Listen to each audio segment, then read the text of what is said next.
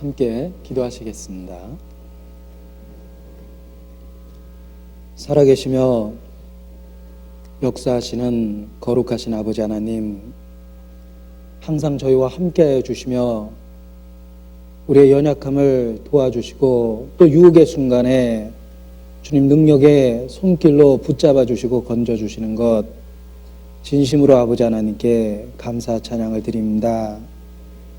더욱 우리의 삶의 변화를 주시고 우리의 생각에 변화를 주셔서 그리스도의 마음으로 채워주시고 주님의 마음으로 이 세상을 바라보고 살아갈 수 있도록 인도하여 주시기를 더욱 간절히 기도합니다.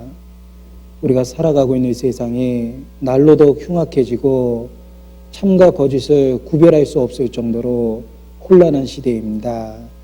이러한 때 더욱 진리의 말씀, 성경 말씀을 붙들고 하나님의 뜻을 올바로 분별하며 살아갈 수 있도록 우리 삶을, 현재의 삶을 다스려 주시고 인도하여 주시기를 간절히 기도합니다.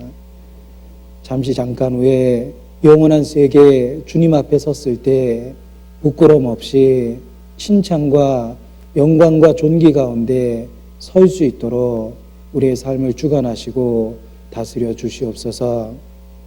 무엇보다 우리 주변에 이뤄진 영혼들을 위하여 더욱 아버지 하나님께 간절히 기도합니다. 그 옛날 소돔 고모라가 멸망할 때 롯을 위하여 기도했던 아브라함처럼 우리의 기도의 문을 열어주시고 이뤄진 영혼을 위하여 기도할 수 있도록 우리를 가르쳐 주시고 도와주시옵소서. 또한 주님의 더 큰 은혜와 능력으로서 우리 주변에 있는 영혼들을 주장하여 주시고 함께 복음의 비밀을 나눌 수 있도록 인도하여 주시기를 더욱 기도합니다. 진심으로 주님 뜻 가운데 살아가길 원합니다. 우리의 연약함을 슬퍼하고 성령의 새롭게 하시는 능력을 바라보며 더욱 이 마지막 때 주님을 향해서 힘있게 달려갈 수 있도록 도와주시옵소서. 오늘 저희가 하나님 앞과 또 예수 그리스도 안에서 한자리에 함께 모였습니다. 이 시간 우리 가운데 하나님의 영광만을 나타내 주시고 더욱 지혜와 능력을 더하셔서 주님을 우리의 삶으로 찬양할 수 있도록 이 시간 우리를 가르쳐 주시고 일깨워 주시기를 부탁을 드립니다. 온전히 주님께만 모든 행사를 의지하며 언제나 우리를 사랑하시는 고마우신 우리 구주 예수님의 이름으로 기도드렸습니다. 아멘. 네, 함께 신약성경 누가복음 16장 19절 말씀부터 다 같이 찾겠습니다.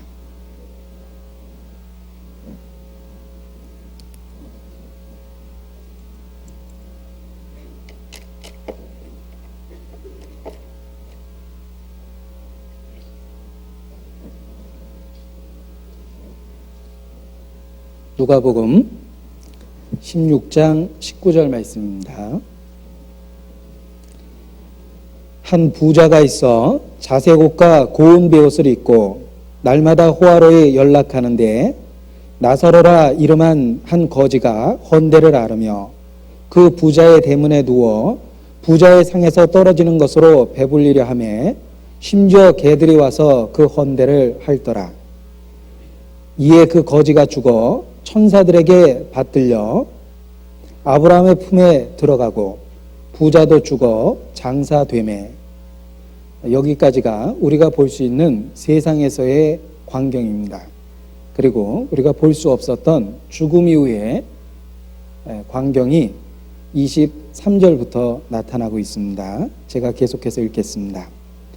저가 음부에서 고통 중에 눈을 들어 멀리 아브라함과 그의 품에 있는 나사로를 보고 불러 가로되 아버지 아브라함이여 나를 긍휼히 여기사 나사로를 보내어 그 손가락 끝에 물을 찍어 내 혀를 서늘하게 하소서. 내가 이 불꽃 가운데서 고민하나이다. 아브라함이 가로되 예 너는 살았을 때에 내 좋은 것을 받았고 나사로는 고난을 받았으니 이것을 기억하라. 이제 저는 여기서 위로를 받고 너는 고민을 받느니라. 이뿐 아니라 너희와 우리 사이에 큰 구렁이 끼어 있어 여기서 너에게 건너가고자 하되 할 수 없고 거기서 우리에게 건너올 수도 없게 하였느니라. 가로되 그러면 구하노니 아버지여 나사로를 내 아버지 집에 보내소서. 내 형제 5이 있으니 저희에게 증거하게 하여 저희를 고통받는 곳에 오지 않게 하소서. 29절로 끝절까지는 함께 읽겠습니다. 아브라함이 가로되 저희에게 모세와 선지자들이 있으니 그들에게 들을지니라. 가로되 그렇지 아니하니이다. 아버지 아브라함이여 만일 죽은 자에게서 저희에게 가는 자가 있으면 회개하리이다. 가로되 모세와 선지자들에게 듣지 아니하면 비록 죽은 자 가운데서 살아나는 자가 있을지라도 권함을 받지 아니하리라 하였다 하시니라. 이번 주에 담임 목사님 이호한 목사님께서는 포항에 집회를 인도하고 계십니다. 뿐만 아니라 평택에는 홍정현 목사님께서 집회를 인도해 주시고 계십니다. 서울에서도 많은 집회가 이번 주에 진행 중에 있습니다. 분당교구의 집회가 양상용 목사님에 의해서 인도되고 있고 또 단국대, 성균관대 그리고 교회당에서는 소집회가 진행 중에 있습니다. 각각 기억하시고 기도해 주시고 또 가까이 인도해 주실 분 있으면 이제라도 참여해 주셨으면 좋겠습니다. 오늘 누가복음 16장에 나와 있는 너무도 널리 알려진 성경의 이야기 중에 하나 부자와 거지 나사로에 대한 이야기를 함께 생각해 보고자 합니다. 오늘의 이야기는 너무나 대조적인 상황과 대조적인 인물로서 구성이 되어 있습니다. 부자와 거지 나사로.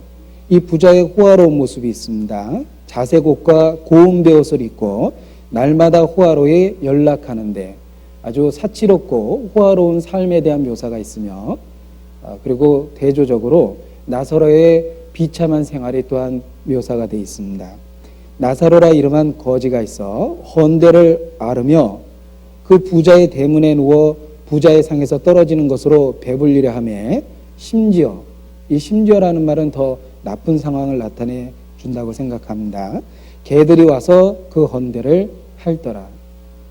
부자와 나사로의 모습은 너무나도 대조적입니다. 이러한 대조적인 상황으로 이야기가 시작돼서 죽음이라는 분기점을 통과하며 이야기가 완전히 뒤집어지는 모습이 있습니다. 거지 나사로는 아브라함의 품이라 표현된 낙원으로 들어가 편안한 안식을 누리고 있고 그리고 호화로운 삶을 살았던 부자는 음부 형벌의 장소에서 고통을 받고 있는 모습이 나옵니다. 시작과 끝부분 다 아주 대조적인 상황과 인물로서 묘사가 되어 있습니다. 우리가 이 세상적인 관점에서만 성경을 읽게 되면 19절로 22절까지 그러니까 둘이 살다가 죽었다라는 이야기까지만 보게 될 겁니다. 오늘 예수님께서는 그 죽음 이후에 어떤 일이 있었는지 우리의 육체의 한계를 뛰어넘어 볼 수 있도록 말씀으로 계시해 주고 계십니다. 죽음 이후에 그들의 삶의 모습이 어떻게 변했는지 예수님은 계시된 말씀으로서 우리에게 나타내 주고 계십니다. 성경은 너무도 분명하게 죽음 이후의 삶에 대해서 이야기합니다. 두 가지 종류의 삶이 있다고 말씀하십니다. 하나는 영생에 들어가는 것이며 또 하나는 영벌에 들어가는 거라고 말씀하십니다.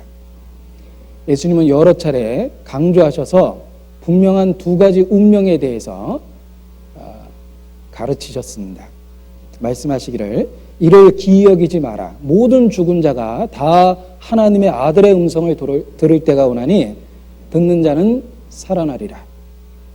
악을 행하는 자는 심판의 부활로 또 의를 행하는 자는 생명의 부활로 나올 것이라고 분명하게 말씀해 주셨습니다. 성경의 형벌의 장소, 지옥에 대한 이야기가 여러 차례 반복적으로 나타나고 있습니다. 가장 많이 지옥에 대해서 말씀하신 분은 사랑의 화신이라고 일컬어질 수 있는 예수 그리스도 자신입니다. 예수님께서 왜 지옥에 대한 이야기를 자주 언급하셨을까? 그 이유를 생각해 볼 때 우리는 교훈을 얻을 수 있습니다. 지옥에 대해서 자주 언급한 이유는 사랑의 풍성함이라고 역설적으로 말씀드릴 수 있습니다. 한 사람도 멸망하는 것을 원치 않으시기 때문에 더욱더 위험한 그런 긴박한 위험에 대해서 자주 경고하셨다고 생각합니다. 예를 들면 아파트 앞에 사고가 날 수 있는 공사 웅덩이가 있다라고 생각을 해보죠. 어머니는 아이가 집을 나갈 때마다 반복적으로 그 아이를 일깨워 줄 겁니다. 웅덩이 조심하라고 그 뒤통수에다 대고 끊임없이 반복해서 이야기할 겁니다. 딱 한 번만 이야기하면 될 텐데 왜 나갈 때마다 아이에게 자꾸 이야기합니까? 웅덩이는 아직도 존재하고 그리고 빠질 가능성이 있기 때문에 나갈 때마다 혹 염려가 돼서 반복해서 이야기하는 거라고 생각합니다. 그 자식을 염려하는 애정이 그러한 잔소리 같은 경고를 자주 이야기하게 된다고 생각합니다. 예수님도 아무도 멸망하는 걸 원치 아니하셨기 때문에 그 지옥의 존재를 수시로 일깨우셨다고 생각합니다. 사랑의 화신이었던 예수 그리스도께서 무시무시한 형벌에 대한 경고를 자주 말씀하셨습니다. 형벌에 대한 경고가 사랑으로부터 왔다라는 것을 우리는 이해할 수 있습니다. 이 부모는 70 먹은 부모도 50대 먹은 아들이 출근할 때마다 차 조심하라는 말을 잊지 않는다고 이야기합니다. 자식을 염려하고 사랑하는 마음이 그와 같이 자식의 안전을 걱정하기 때문에 자주 이야기하는 거라고 생각합니다. 우리 마음에 예수 그리스도의 마음이 가득하고 영혼에 대한 애정이 있다면 우리도 수시로 형벌에 대해서, 심판에 대해서, 지옥에 대해서, 그리고 구원의 중요성에 대해서 자주 이야기할 수밖에 없다라고 생각합니다. 너희 안에 이 마음을 품으라. 곧 그리스도 예수의 마음이니 말씀하셨는데 우리 마음에 그리스도의 마음이 가득 찰 때마다 우리는 형벌과 심판에 대해서 세상을 향해서 더욱 경고할 수밖에 없다고 생각합니다. 사단은 거짓의 아비입니다. 사단은 최초의 거짓말을 창세기에 시작했습니다. 성경에 나타난 최초의 거짓말은 그 근원이 사탄이며 그가 말하기를 하나님은 반드시 죽는다고 했던 선악과에 대해서 너희가 결코 죽지 아니하리라라는 거짓말로 하와를 유혹을 했습니다. 최초의 거짓말이었습니다. 하나님은 정령 죽으리라 말씀하셨는데 유혹자 사단은 결코 죽지 아니하리라 하나님의 말씀을 정면으로 뒤집어 버렸습니다. 그 이후에 사단은 거짓의 아비가 되었고 끊임없이 동일한 거짓말을 사람들에게 반복한다고 생각합니다. 너희가 결코 죽지 아니하리라. 마찬가지의 의미로 지옥은 없다. 심판은 없다. 단지 현재의 삶이 우리의 모든 것이다. 이렇게 사단은 지금도 동일한 거짓말을 한다고 생각합니다. 수많은 사람들이 지옥에 대해서 이야기하기를 꺼려하며 지옥을 인정하고 시인하는 것을 거부합니다. 그 이유는 지옥이 실제하지 않기 때문이 아니라 인정하기에는 너무나 무서운 사실이기 때문에 그러하다고 생각합니다. 그리고 대부분 지옥을 정면으로 부인하는 사람들은 틀림없이 거기에 갈 수밖에 없는 운명을 가진 사람이라고 생각합니다. 자기가 들어가야 될 그러한 영원한 형벌의 장소에 대해서 그 자신이 부인하고 있다고 생각합니다. 사람들은 항의합니다. 왜 하나님께서 지옥을 만드셨는가? 자신의 죄를 회개할 생각은 하지 않고 그들은 형벌에 대해서 항의하곤 합니다. 그런데 이상한 것은 왜 하나님이 천국을 만들었냐고 항의하는 사람은 아무도 없습니다. 그건 당연히 있어야 될 것 같은데 지옥은 왜 만들었냐라고 수많은 사람이 항의와 불만을 합니다. 이상한 일입니다. 자, 하나님은 지옥만을 만드신 것은 아닙니다. 그 지옥이라는 운명을 피하고 하나님의 사랑 안에 거할 수 있는 낙원과 천국도 만드셨습니다. 우리에게 두 가지 영원한 세계가 있음을 분명하게 가르쳐 주시고 현재 우리의 삶의 선택을 올바로 해야 될 것을 일깨워 주고 계십니다. 그런데 사람들은 천국에 대해서는 별 관심이 없고 단지 형벌의 두려움만을 이야기하고 있습니다. 그것은 삶의 변화를 원치 않기 때문에 형벌에 대해서 부인하고자 하는 거라고 생각합니다. 자, 오늘 말씀은 우리에게 정말 무거운 주제가 되고 이뤄진 영혼에 대해서 다시 한번 안타까운 마음을 가져볼 수 있는 그러한 내용일 거라고 생각합니다. 이 부자와 거지 나사로의 이야기를 통해서 죽음 이후 영원한 두 가지 운명이 있음을 다시 일깨우는 시간이 되었으면 좋겠습니다. 등장인물은 두 명입니다. 주인공으로서 핵심적인 인물은 두 사람이 등장하고 있습니다. 부자와 거지 나사로입니다. 재미난 것은 거지의 이름은 분명하게 나타나 있습니다. 나사로라는 의미는 하나님은 나의 도움이시다 라는 의미입니다. 거지의 이름은 분명하게 명시되어 있는데 부자는 단지 한 부자가 있어 라는 표현처럼 이름이 거론되고 있지 않습니다. 누군가는 이렇게 해석을 했습니다. 예수님은 생명책이라는 기준에서 거론했기 때문에 생명책을 살펴보면 나사로의 이름은 있었다. 그러니까 그의 이름은 거론했고 생명책에 부자의 이름은 없었기 때문에 거론할 가치가 없어서 얘기를 안 하셨다. 이렇게 해석한 분이 있습니다. 그것도 수긍할 수 있는 내용이며 우리에게 교훈이 되는 해석이라고 생각합니다. 이 세상에서는 반대였을 겁니다. 어느 누구도 부자 대문 옆에 구걸하고 있는 거지의 이름을 기억하지 못했을 겁니다. 어렸을 때 거지가 집에 왔다 가면 부모님한테 거지가 왔다고 그러지 누구누구 씨가 왔다 갔다고 하진 않습니다. 이름에 대한 관심이 없습니다. 세상적인 관점에서는 거지의 이름을 아무도 몰랐을 겁니다. 그리고 부자의 이름은 틀림없이 당대에 유명하고 널리 알려진 이름이었을 거라고 생각합니다. 그러나 하나님은 세상적인 관점이 아닙니다. 영원한 세계의 관점에서 부자의 이름은 기억하거나 거론할 가치가 없었습니다. 그래서 말씀하지 않으셨고 거지 나사로의 이름은 그가 구원받은 자녀이기 때문에 그 이름을 기억하신 바 되었고 그 이름을 친히 언급하셨다고 생각을 합니다. 그리고 사람들이 막연하게 비유라고 생각할까 봐 그것이 실제 이야기라는 걸 일깨워주기 위해서 또한 실명의 이름을 거론하셨을 거라고 생각합니다. 그런데 왜 부자의 이름을 실명으로 거론하진 않았을까? 생명책에 이름이 없었을 뿐만 아니라 혹 부자의 이름을 거론했다면 그 부자를 기억하고 있는 친척들과 친지들과 수많은 사람들이 엉뚱한 반감을 혹 가질 수도 있었을 거라고 생각합니다. 예를 들면 여기에 우리가 알만한 구체적인 부자의 이름을 거론을 해보죠. 오나시스라는 유명한 서양의 부자가 있습니다. 빌 게이츠가 이렇게 거론하면 그를 기억하는 사람들이 반발할 겁니다. 우리나라에서 예를 들면 더 그러하겠죠.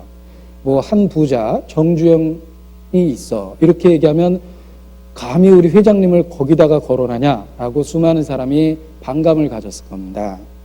마찬가지로 그 당시에 실제 이름을 거론했을 때 사람들은 공연한 적대감을 갖게 되었을 거라고 생각합니다. 예수님은 지혜롭게 부자의 이름은 거론하지 않았지만 동일한 삶을 살고 있는 사람들에게 경고로서 말씀을 해주고 계십니다. 이 부자는 아주 호화로운 삶을 살다가 결국은 죽었습니다. 거지는 참으로 고통스러운 삶을 살다가 역시 죽었습니다. 22절에 보면 이에 거지가 죽어 천사들에게 받들려 아브라함의 품에 들어가고 부자도 죽어 장사되매 이렇게 기록이 되어 있습니다. 이 전체적인 기록된 양을 갖고 봐도 살아있을 때 묘사는 아주 짧은 부분을 차지하고 있습니다. 그리고 나머지 모든 부분은 다 죽음 이후의 이야기를 거론하고 있습니다. 현재 우리의 삶이 길고 지루해 보입니까? 그러나 우리의 지나간 삶을 돌아볼 때 순간이었던 것처럼 어느 날 죽음 앞에서 우리의 삶을 돌아보는 그 순간 역시 모든 것이 순간이었다라고 깨닫게 될 겁니다. 그리고 이제 영원한 세계가 우리 앞에 열리게 될 겁니다. 죽음은 평등합니다. 죽음은 필연적입니다. 모든 사람에게 임할 뿐만 아니라 부한 자나 가난한 자나 권세 있는 자나 낮고 천한 자나 다 평등하게 죽음은 다 임합니다. 우리는 죽음 앞에서 평등합니다. 거지 나사로가 먼저 죽었습니다. 아마 영양실조라든지 또는 제대로 치료를 받지 못했기 때문에 일찍 죽음을 맞이했다고 생각합니다. 이 부자는 조금 버틴 것 같습니다. 왜냐하면 그 후에 거론이 되어 있기 때문에 아마 용하다는 의사도 많이 만나봤고 좋다는 약도 다 접해봤을 겁니다. 그리고 여러 차례 병원 특실에서 특진도 받았을 테지만 버티고 버티다가 아무튼 죽었습니다. 죽음은 평등합니다. 필연적입니다. 그리고 또 이 죽음의 모습을 비교해 보면 거지는 죽어라고만 돼 있는데 부자는 죽어 장사되매라고 돼 있습니다. 이 거지의 죽음은 사람들의 관심을 끌지 못했을 겁니다. 아마 처음 발견했던 사람이 그 불쌍히 여기고 그냥 거적에 말아서 버렸을지도 모르겠습니다. 아무튼 거지는 죽었을 때 장사됐다는 이야기가 없습니다. 그 반면에 부자는 죽어 장사되매라고 특별하게 말씀하신 거 보니까 굉장히 호화로운 장례식이 치러졌음에 틀림없음을 알 수가 있습니다. 여기까지는 거지는 실패한 인생이고 부자는 성공한 인생을 살았다라고 사람들은 생각을 할 겁니다. 이 부자도 나름대로 죽음에 대해서 생각해보고 준비를 했을 겁니다. 부자가 준비한 죽음은 기껏해야 장례식 치를 준비라든지 그 절차라든지 장소라든지 뭐 이런 것들을 준비했을 거라고 생각합니다. 그러나 그 이후의 세계에 대해서 전혀 그는 생각하지도 못했고 준비하지도 못했습니다. 자, 어떤 분은 전도인이 전도를 하니까 자기는 죽음에 대해서 준비되어 있는 사람이라고 자신 있게 말을 했답니다. 어떻게 죽음을 준비하셨습니까? 하고 물어보니까 제가 묘자리도 다 받았고 그리고 수의도 날 좋은 때에 제가 미리 다 끊어놨고 그리고 영정사진도 찍었고 재산 분배도 이미 다 해놓은 상태라고 난 죽을 준비가 돼 있다라고 자신 있게 이야기를 했답니다. 그러나 이 어리석은 사람의 경우를 생각해 보십시오. 그는 장례식 준비를 한 거지 죽음 이후의 삶을 준비한 것은 아닙니다. 이제 문제는 그 죽음 이후의 문제가 시작이 됩니다. 거지 나사로는 아무도 알아주지 않는 쓸쓸한 죽음을 맞이했습니다. 그러나 하나님은 그를 기억하셨습니다. 성경에 기록되기를 여호와께서는 그 성도의 죽는 것을 귀중히 여기시는도다 라는 말씀처럼 나사로의 죽음을 지켜보셨습니다. 천사들을 보내어 그 죽음의 현장을 지켜보게 하셨으며 그를 받들어서 아브라함의 품 낙원으로 인도해 드리셨습니다. 천사는 우리가 죽을 때 와서 수종들 뿐만 아니라 성경에 보면 우리가 살아있을 때에도 우리의 얼굴을 대면해 보고 우리와 함께 있다고 이야기합니다. 하나님 우리를 버려두지 않으셨습니다. 그의 부리는 영 천사로서 지켜주시고 우리의 일거수일투족과 함께 하신다고 말씀하십니다. 그리고 당연히 죽음의 그 순간에도 하나님은 천사들을 보내셨다고 되어 있죠. 많은 천사를 보내서 그를 영원한 세계로 환영해 맞이해 주셨습니다. 이 나사로는 천사들의 품에 이끌려 아브라함의 품이라고 일컬어지는 낙원으로 가게 됩니다. 자, 우리는 이 성경을 읽으면서 죽음이라는 분기점을 통해서 그 두 사람의 운명이 절대적으로 뒤바뀌어지는 모습을 보게 됩니다.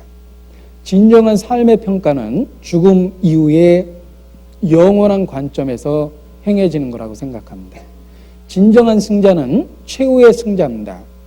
축구 시합이 있는데 한참 이기다가 지면은 오히려 더 욕을 먹게 됩니다. 진정한 승자는 최후의 승자입니다. 영적으로도 그러합니다. 진정한 승리자는 죽음을 건너갔을 때 영원이라는 관점에서 드러난다고 생각합니다. 거지 나사로는 하나님 앞에 진정한 승리자였습니다. 그는 믿음의 승리를 거두었고 그리고 약속대로 낙원에 들어가게 됩니다. 그 반면에 부자의 모습은 어떠합니까? 그는 당대에 성공한 사람이요 존경받는 인물이었지만 죽음 이후에 하나님 앞에 섰을 때 영원한 관점으로 그의 인생을 살펴볼 때 그는 완전히 처절하게 실패한 삶을 살았다는 걸 발견하게 됩니다. 죽음 이후에 이렇게 전혀 다른 운명이 펼쳐졌다는 걸 알 수가 있습니다. 나사로는 바라던 것이 이루어졌습니다. 반면에 부자는 두려워하던 것이 현실이 됐습니다. 혹시 죽음 이후에 또 다른 세계가 있는 것이 아닐까? 형벌의 세계가 있는 것이 아닐까?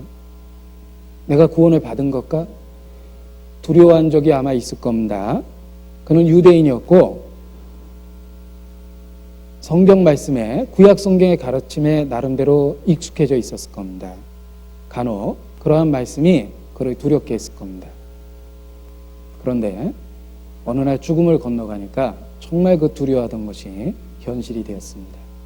나사로는 바라던 것이 이루어졌으며 부자는 두려워하던 것이 현실이 됐습니다. 잠언을 같이 보시겠습니다. 잠언 10장입니다.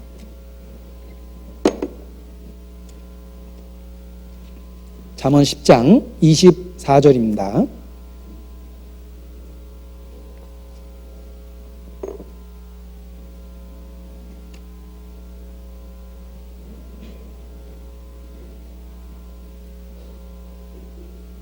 같이 읽겠습니다.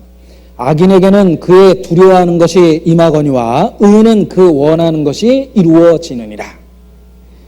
부자에게는 정말 그 두려운 것이 임하게 됐습니다. 그러나 거지 나사로는 그 원하는 것이 드디어 이루어졌습니다. 잠언 11장 7절 말씀을 또 같이 읽어보겠습니다. 11장 7절. 악인은 죽을 때에 그 소망이 끊어지나니 불의의 소망이 없어지느니라. 부자의 모습이 이러했습니다. 반면에 의인 나사로는 잠언 14장 32절입니다. 14장 32절 같이 읽어보죠. 악인은 그 환난에 엎드러져도 의인은 그 죽음에도 소망이 있느니라.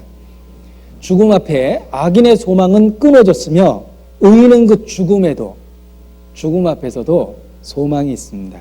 그리고 소망이 바라던 것이 드디어 이루어졌습니다. 죽음 이후 영원한 세계의 관점에서 보았을 때 우리는 진정으로 부유한 자가 거지 나사로였음을 발견할 수 있습니다. 반면에 얼핏 부유롭게 보였던 부자는 하나님 앞에 비참하고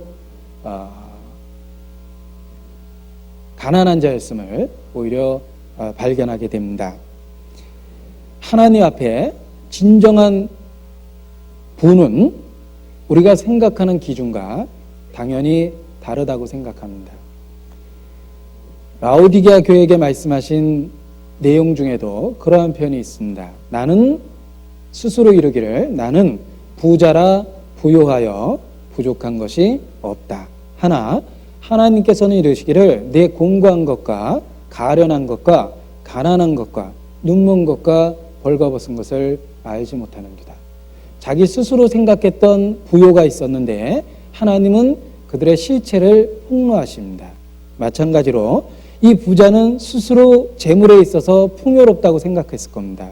마음껏 재물을 사용해도 다 쓸 수 없을 만큼 큰 재물이 있었기 때문에 자색 옷을 입고 호화로이 연락하면서 인생을 보냈습니다. 그러나 하나님이 그 부자의 삶을 살펴볼 때는 정말 공고하고 가련하고 눈멀고 벌거벗은 모습이었을 거라고 생각합니다. 나사로는 모든 사람이 보기에는 가난하고 비참해 보였습니다. 그러나 영원한 세계에서, 영원한 세계의 관점에서 보았을 때 그는 지극히 부유한 자였습니다. 바울도 우리를 격려하기를 너희가 아무것도 가진지 않은 자 같으나, 자, 그렇게 보인다. 그러나 실상은 모든 것을 가진 자니라. 우리를 격려했습니다. 세상은 우리에게 있는 것이 부족하다고 이야기합니다. 그러나 영적인 눈으로 다시 한번 보면 실제로 모든 것을 가진 자입니다. 우리의 가난은, 우리의 빈궁은 순간적이며 일시적입니다. 영원한 세계에서 볼 때 우리가 예수 그리스도를 소유했다라는 것 하나가 진정한 부요를 소유했다라는 것으로 표현될 수 있다고 생각합니다. 재미난 이야기가 있습니다. 한 동네에 가장 큰 부자가 있었습니다. 그에게는 경건한 크리스찬 하인이 있었습니다. 어느 날 잠들려고 하는데 그 경건한 크리스찬 하인이 부자의 집 대문을 두들겼습니다. 그가 한밤중에 심각한 표정으로 부자에게 나왔습니다. 주인님, 제가 하나님께 기도하는 중에 참으로 심각한 그 계시를 하나 받았습니다. 하나님께서 말씀하시기를 일주일 뒤에 이 동네에서 가장 큰 부자가 죽게 될 거라고 말씀을 하셨습니다. 제가 그 이야기를 듣고 너무 놀라고 걱정이 돼서 주인님에게 말씀드리려고 왔습니다. 주인님은 아시다시피 이 동네에서 제일 큰 부자가 아닙니까? 그러니까 걱정이 돼서 말씀을 드릴 수밖에 없었습니다. 이렇게 얘기를 꺼냈습니다. 부자는 처음에는 웃고 비웃었답니다. 아, 그런 꿈과 같은 얘기하지 말라고. 그런 일이 어떻게 있겠냐고 무시해버렸습니다. 그런데 시간이 점점 흘러가니까 걱정이 조금 되기 시작했습니다. 가장 큰 부자가 일주일 뒤에 죽는다 그러니까 조금씩 걱정이 더해가기 시작했습니다. 하루, 이틀, 3일 이제 정말 걱정이 되기 시작했습니다. 정말 이게 내 인생의 마지막인가? 더욱더 두려워 어쩔 줄은 몰랐습니다. 아닐 거라고 스스로 다짐을 해봤습니다. 그래도 불안했습니다. 평소에 너무나 경건한 하인이었기 때문에 그가 농담할 사람 같지도 않고 하나님이 그에게 말씀하셨다면 왠지 정말일 것 같은 생각이 들었습니다. 이제 정말 초조해지고 불안해졌습니다. 그러나 시간은 흘렀고 이제 7일째 되는 그날이 드디어 다가왔습니다. 이 부자는 이제 걱정이 돼서 어쩔 줄은 모릅니다. 해가 지려고 그러고 시간은 째깍째깍 갑니다. 7일 뒤에 죽는다고 그랬는데 그 말이 사실이라면 이제 해지기 전에 자기가 곧 죽을 거라고 생각을 했습니다. 어쩔 줄 모르고 불안하게 시간을 보내고 있는데 갑자기 누군가가 크게 대문을 두들겼답니다. 깜짝 놀라서 나가봤습니다. 나가보니까 그 경건한 하인의 딸이었습니다. 그 딸이 말하기를 주인님 큰일 났습니다. 우리 아버지가 지금 막 돌아가셨습니다. 라고 얘기를 하더래요. 자, 여러 번 들어본 이야기면 너무 싱거운 얘기를 제가 길게 했고 처음 들어본 얘기라면 끝이 아주 재밌습니다. 보십시오. 이 부자는 자기가 가장 큰 부자라고 생각을 했습니다. 이 크리스찬 하인도 얼핏 세상적인 관점에서 생각을 했나 봅니다. 그러나 하나님은 하나님의 관점에서, 영원한 세계의 관점에서 말씀을 해주셨습니다. 그 동네에서 가장 부유한 자는 바로 그 경건한 크리스찬 하인이었습니다. 그를 데려가실 것을 미리 말씀해 주신 거였습니다. 하나님이 보는 부요의 관점이 다릅니다. 예수님도 말씀하셨습니다. 너희의 보물을 하늘에 쌓아두라. 하늘에 쌓아둔 부자가 있습니다. 반면에 하늘에 아무것도 쌓아두지 않은, 전혀 준비되지 않은 가난한 자도 있습니다. 요즘에 유행하는 말로 여러분 부자 되세요 라는 유행어가 있습니다. 하늘의 부자가 되어야 됩니다. 영적으로 부자 되어야 됩니다. 너희 보물을 하늘에 쌓아두라. 어떻게 하늘에 보물을 쌓아두는 줄 알고 계십니까? 그의 나라와 그의 의를 구하는 겁니다.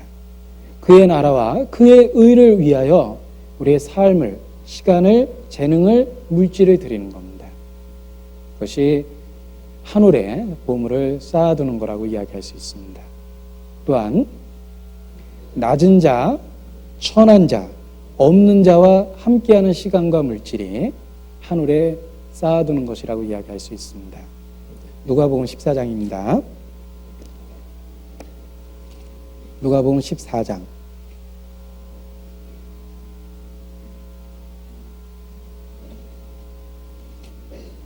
12절. 또 자기를 청한 자에게 이르시되 내가 점심이나 저녁이나 베풀거든 벗이나 형제나 친척이나 부하니 이웃을 청하지 말라. 두렵건대 그 사람들이 너를 도로 청하여 내게 가품이 될까 하라. 두렵건대 그랬습니다. 잔치를 배설하거든 차라리 가난한 자들과 병신들과 저는 자들과 소경들을 청하라. 그리하면 저희가 갚을 것이 없는 거로 내게 복이 되리니 이는 의인들의 부활 시에 내가 가품을 받겠음이니라 하시더라. 자, 되갚지 못하는 정말 어려운 사람들, 소외된 사람들에게 베푸는 겁니다. 그것이 하늘의 보물을 쌓아두는 방법입니다. 우리가 희생하고 봉사하되 보이지 않는 곳에서 반대급부를 받지 못하는 보상이 없는 곳에서 가능한 봉사하는 겁니다. 그때 하늘의 보물을 쌓아두게 됩니다. 우리가 봉사하고 희생하는 모든 것에 대해서 칭찬을 받고 영광을 받고 반대적인 급부를 받는다면 불행하게도 하늘에서 쌓아지는 상은 아주 적을 거라고 생각합니다. 오히려 오른손이 하는 일을 정말 왼손이 모르게 하고 아무도 알아주지 않는 일에 앞장서고 그리고 보상받지 못하는 일에 헌신할 때 우리의 보물을 하늘에 쌓아두게 되는 거라고 생각합니다. 감춰진 선행을 기뻐해야 됩니다. 남이 알아주지 않는 봉사에 대해서 기뻐해야 됩니다. 내가 아무리 일해도 전혀 외적으로 생색이 나지 않는 것에 대해서 하나님께 감사해야 됩니다. 왜냐하면 그 모든 것들은 은밀히 보시는 하나님에 의하여 계산이 돼서 냉수 한 그릇까지 다 계산이 되었습니다. 그리고 30배, 60배, 100배의 결실을 가지고 영원한 세계에 부요롭게 쌓이고 있다고 말씀을 하십니다. 진정한 하나님 앞에서 진정한 의미의 가치를 가진 부요에 대해서 우리는 관심을 갖고 그것을 쌓아두기를 노력해야 될 거라고 생각합니다. 하나님께서는 가난한 자를 택하사 믿음에 부요하게 하셨습니다. 꼭 우리가 세상에서는 부유하나 믿음에 가난한 자가 되는 것은 이 부자처럼 아주 인생을 망치는 거라고 이야기할 수 있습니다. 오히려 하나님은 가난한 자를 택하사 믿음에 부유하게 하셨다는 말씀처럼 보물을 하늘에 쌓아두는 방법을 늘 생각하고 하나님 앞에 부유한 자가 되어야 되겠다고 생각합니다. 누가복음에 다시 돌아와서 본문을 보겠습니다. 이 거지 나사로가 죽었을 때 아브라함의 품에 들어갔습니다. 이 아브라함의 품이라는 것은 낙원에 있는 대표적인 인물이 아브라함일 겁니다. 왜? 아브라함의 믿음을 가진 자가 아브라함이 있는 낙원에 들어가기 때문에 그러합니다. 아브라함의 품은 한마디로 하나님이 약속하신 낙원, 영원한 세계를 우리에게 표현하고 있습니다. 아브라함과 함께 있기 위해서는 우리는 아브라함의 믿음을 가지면 됩니다. 너희가 아브라함의 자손이었더라면 아브라함의 행사를 해야 될 것이다. 또 믿음이 있는 자는 아브라함과 같이 그 믿음으로써 의롭다함을 받는다라고 성경은 증거하고 있습니다. 아브라함의 품에 들어가기 위해서, 아브라함과 함께 있기 위해서 우리는 아브라함의 믿음을 배워야 됩니다. 그날에 동서로부터 많은 사람이 이르러 아브라함과 이삭과 야곱과 함께 천국에 앉을 것이라. 천국에 아브라함이 있습니다. 야곱이 있습니다. 이삭이 있습니다. 또 누가 있습니까? 노아가 있습니다. 아벨이 있습니다. 엘리야가 있습니다. 엘리사가 있습니다. 베드로가 있습니다. 바울이 있습니다. 일꾼 베베가 있습니다. 디모데가 있습니다. 우리가 천국에 가기 위해서 구체적으로 어떻게 해야 되느냐? 아브라함의 믿음을 본받고 이삭과 야곱의 믿음을 본받는 겁니다. 베드로와 바울의 믿음을 본받고 베베와 그리고 디모데의 믿음을 본받는 겁니다. 그때 우리는 그들과 함께 있게 될 거라는 확신을 더욱 갖게 될 겁니다. 거지 나사로는 아브라함의 품에 들어갔습니다. 이 품이라는 게 얼마나 안식적인 의미를 주고 평안함이라는 의미를 주고 사랑이라는 의미를 우리에게 일깨워주고 있습니까? 그가 믿음의 조상 아브라함의 품에 안겼습니다. 우리도 아브라함의 믿음을 갖고 또 앞서간 선진들의 믿음을 가져야 되겠다고 생각합니다. 거지 나사로는 모든 삶의 고통과 고난을 다 벗어버리고 이제 아브라함의 품에 들어가 영원한 안식을 누리게 됩니다. 이 사건이 있은 지 적어도 2000년이 흘렀습니다. 2000년 동안 나사로는 계속해서 낙원에 있습니다. 앞으로도 거기 영원히 있을 것이며 잠시 잠깐 후에 우리가 직접 그를 만나보게 될 거라고 생각합니다. 반면에 부자는 그날 지옥으로 떨어졌습니다. 형벌의 장소에서 고통을 받게 됩니다. 이 부자는 2000년 동안 형벌의 장소에 계속해서 있었습니다. 앞으로도 거기 영원히 있을 겁니다. 어떤 사람들은 지옥의 영원성을 부인합니다. 그러나 성경은 분명하게 지옥은 영원한 것이라는 걸 일깨워주고 있습니다. 나무가 나무로 쓰러지든 북쪽으로 쓰러지든 쓰러진 곳에 그냥 있으리라. 영원한 운명이 결정되어진다는 뜻입니다. 이 부자는 2000년 동안 불못에서 고통을 받았고 앞으로도 거기 영원히 있을 겁니다. 지옥은 영원합니다. 계시록 19장을 보시겠습니다. 요한계시록 19장. 지옥이 영원하지 않다는 주장을 하는 사람들에게 여기 분명한 증거를 성경을 가지고 이야기할 수 있습니다. 요한계시록 19장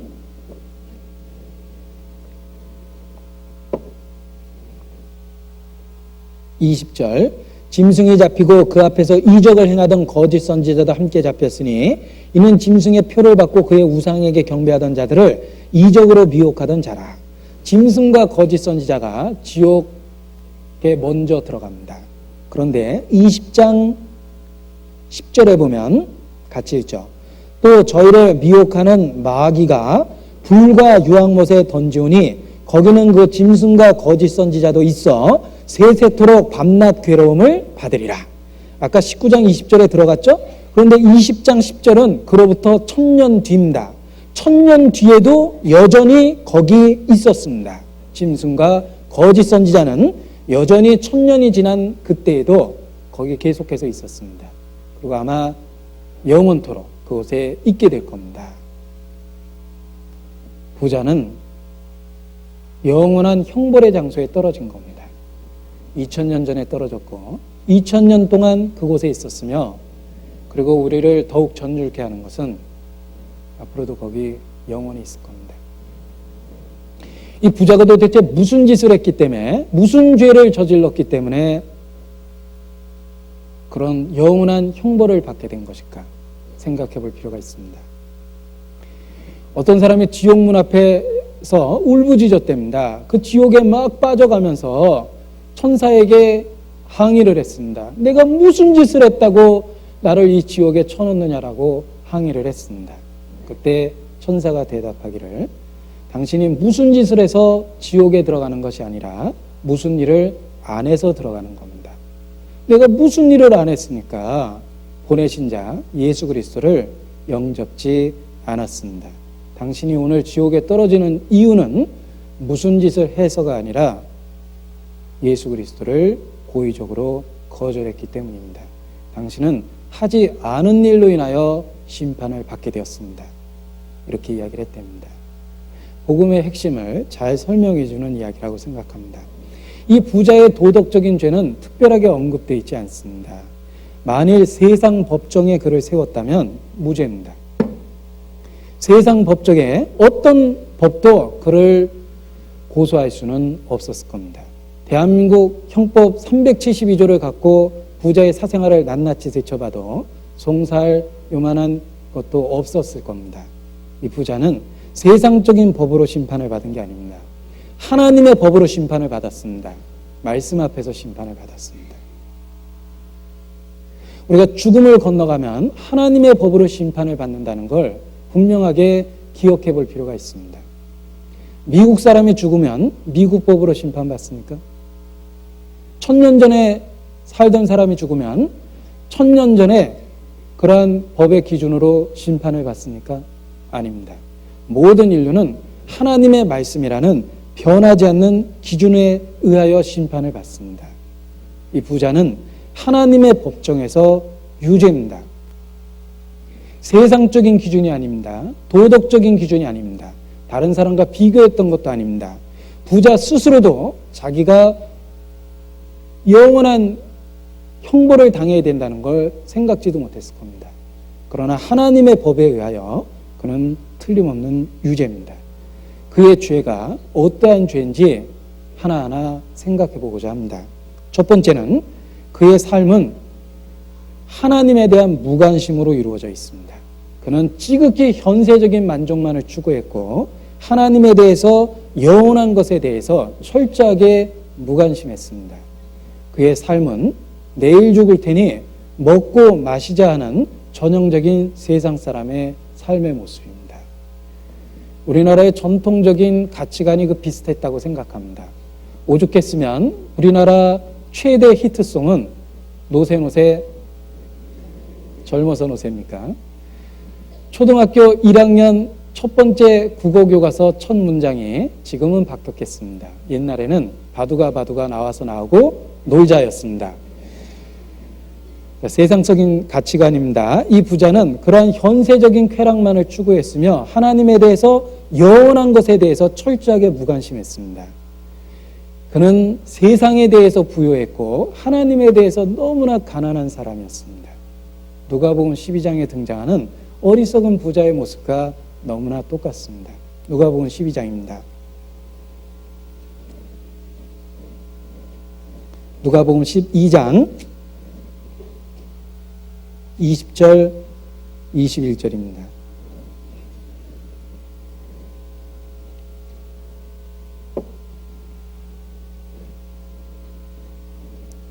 같이 읽겠습니다.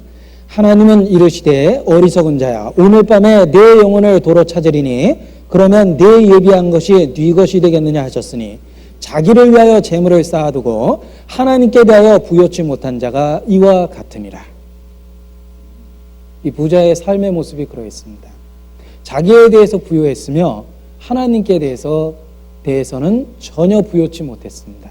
하나님에 대해서 무관심했으며 영원한 세계에 대해서 관심이 없었습니다. 우리는 하나님께 죄를 짓는다라고 표현할 때 무슨 큰 죄를 져야지만 죄라고 생각을 합니다. 살인죄나 간음죄 이런 것들이 하나님에게 큰 죄를 짓는 거라고 생각합니다. 물론 그렇죠. 그러나 어떤 의미에서 살인죄와 간음죄는 사람들에게 짓는 죄입니다. 하나님에 대해서 직접적으로 짓는 죄가 있습니다. 그는 창조주를 저버리고 하나님과 상관없이 살아가는 죄입니다. 그게 하나님께 대하여 직접적으로 짓는 죄입니다.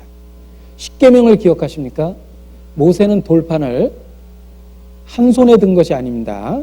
양손에 들었죠? 왜?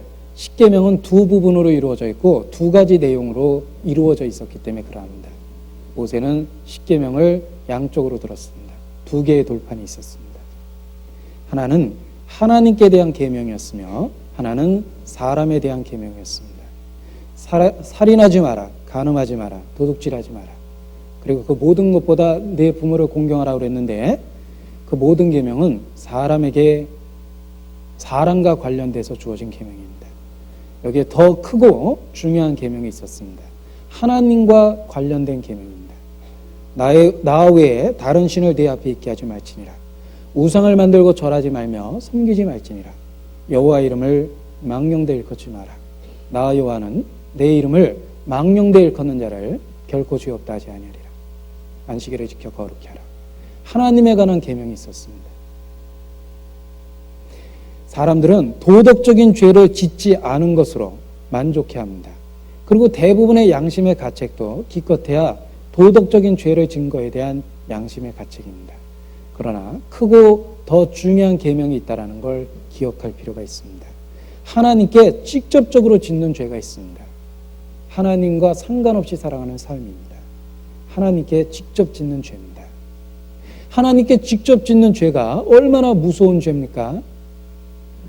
우리가 길에서 지나가던 보통 사람들을 폭행하는 죄와 대통령을 폭행하는 죄를 비교해 보십시오. 똑같이 폭행했지만 지나가는 평범한 사람을 폭행한 것보다 대통령을 폭행한 죄가 훨씬 더 큽니다. 군인이 군대에서 병장을 때린 거하고 장군을 때린 거하고는 군법에 회부되면 전혀 다르게 처벌을 받을 겁니다. 인간이 창조주에 대해서 짓는 죄는 가장 크고 무서운 죄입니다. 이 부자는 비록 도덕적으로 거론할 죄가 혹 없었다 하더라도 그가 가장 큰 죄를 졌다라는 건 두말할 거 없습니다. 창조주와 상관없이 하나님하고 아무 상관없이 자기 중심적인 인생을 살아갔습니다. 성경은 우리에게 요구합니다. 마음을 다하고 목숨을 다하고 뜻을 다하여 너희 하나님을 사랑하라. 그럼에도 불구하고 그는 자기를 사랑하고 쾌락을 사랑하고 돈을 하나님보다 더 사랑하며 자기 중심적인 인생을 살아갔습니다. 하나님과 아무 상관없는 삶, 그것이 바로 하나님께 대하여 직접적으로 짓는 죄입니다. 이 부자는 바로 그러한 죄를 지었습니다. 하나님을 사랑하라는 법이 있음에도 불구하고 하나님과 상관없는 인생을 살았습니다. 사랑의 반대가 무엇입니까? 얼핏 생각하면 미움이라고 이야기하지만 정확하게 사랑의 반대말은 학자들은 이야기합니다. 무관심이라고 이야기합니다. 그는 하나님을 사랑하지 않았습니다. 하나님에 대해서, 영혼에 대해서 철저하게 무관심했습니다. 하나님에 대해서, 영혼에 대해서 무관심했기 때문에 예수 그리스도 자체가 의미가 없어 보이는 겁니다. 스바냐 1장입니다. 구약성경 스바냐입니다. 하박국 다음에 있습니다. 하박국은 스바냐 앞에 있습니다. 스바냐 1장입니다. 17절. 1307페이지입니다.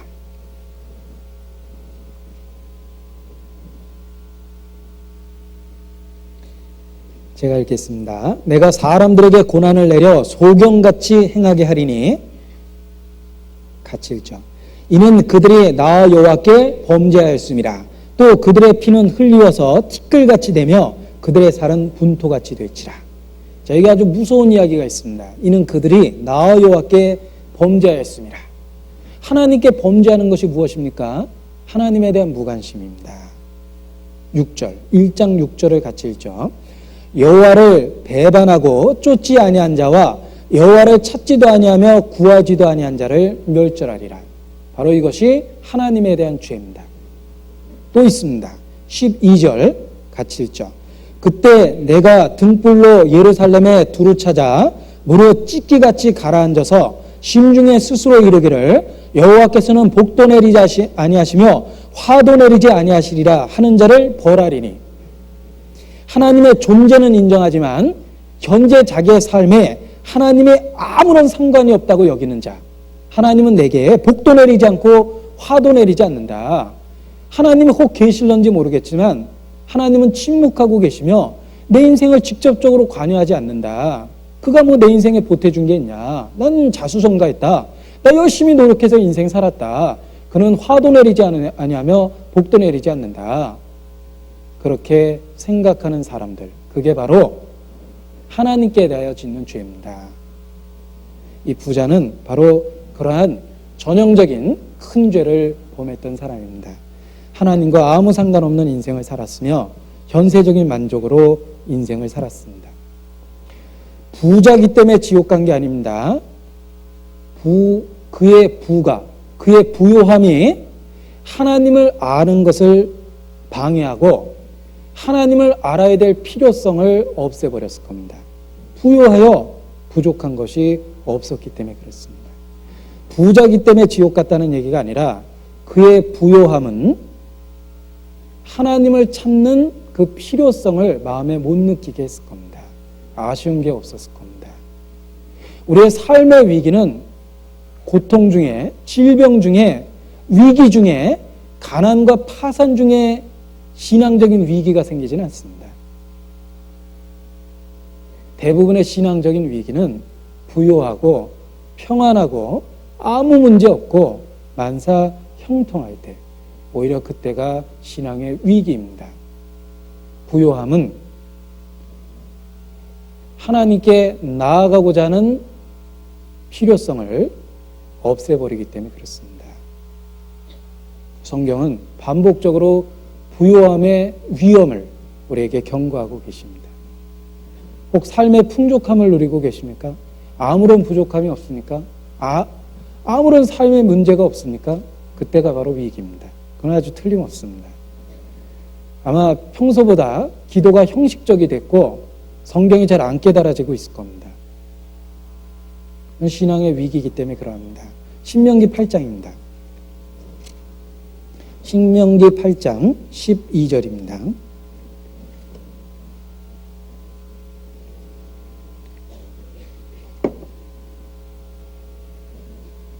신명기 8장 12절.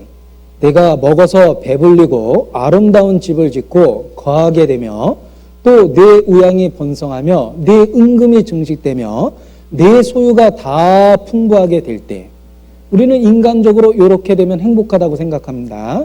그런데 하나님은 두렵건대 내 마음이 교만하여 내 하나님 여호와를 잊어버릴까 하노라.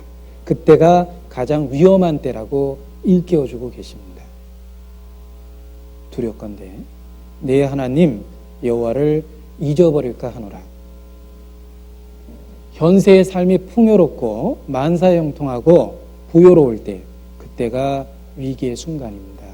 두렵건대 내 하나님 여호와를 잊어버릴까 한다. 걱정하셨습니다.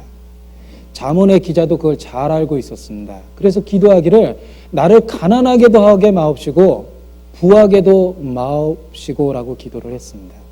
너무 가난하면 도적질해서 하나님의 이름을 욕되게 할까 두렵다. 그런데 그건 우리가 이해가 가죠. 근데 두 번째가 참 이해가 안 갑니다. 내가 너무 부요롭게 하지 말라라고 기도했는데, 왜냐하면 혹 내가 배불러서 하나님을 모른다 할까 두렵다라고 잠언의 기자는 기도했습니다. 배부름은 하나님께 나아갈 필요성을 혹 없애버릴 수도 있습니다. 우리의 영적인 갈급함을 육신적인 풍요로움이 없애버릴 때도 있습니다. 잠언 30장입니다. 잠언 30장 9절.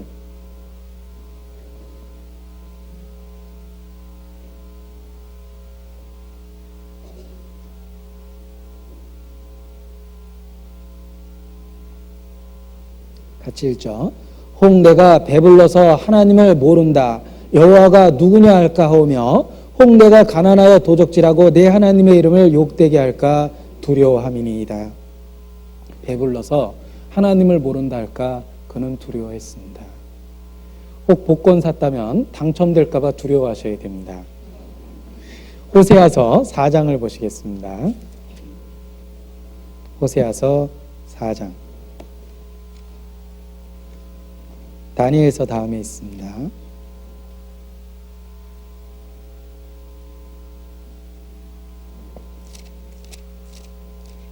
호세아서 4장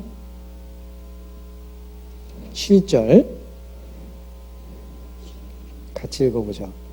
저희는 번성할수록 내게 범죄하니 내가 저희의 영화를 변하여 욕이 되게 하리라. 자, 이 이스라엘 백성들의 어리석음을 한번 보십시오. 그들은 번성할수록 하나님을 찬양하지 못했죠. 그들은 물질적인 부요를 누릴 만큼 영적으로 성숙해 있지 못했습니다. 오히려 번성할수록 하나님께 범죄했습니다. 하나님이 주신 현세적인 축복을 오히려 하나님을 떠나가고 하나님을 욕되게 하는데 사용을 했습니다. 그들은 물질적인 풍요를 사용할 만큼 영적으로 성숙되지 못했기 때문에 그러합니다. 호세아서 13장 5절입니다.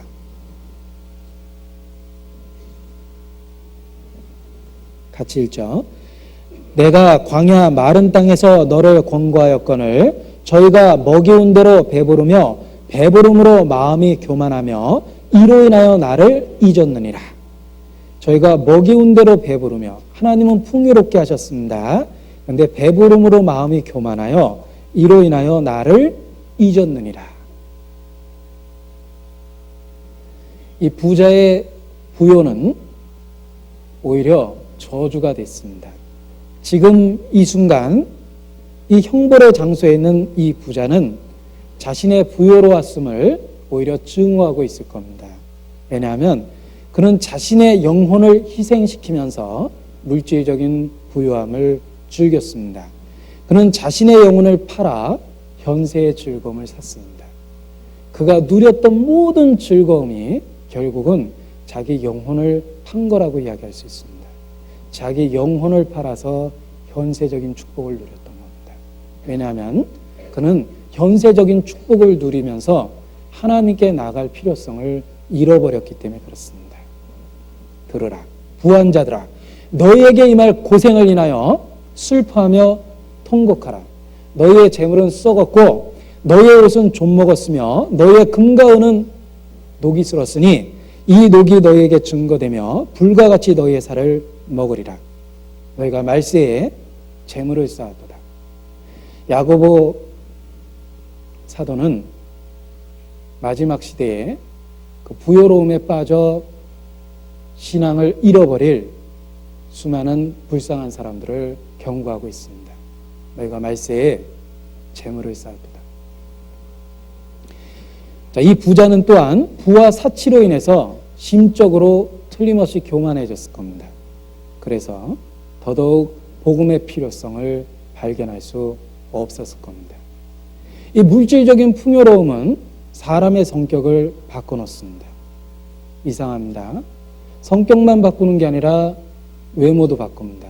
제가 말씀을 드리는 건 돈이 있어서 성형수술했다는 게 아닙니다. 그 물질적인 풍요가 외모를 바꿔놓습니다. 교만해지고 거만하고 표정에 변화가 생깁니다.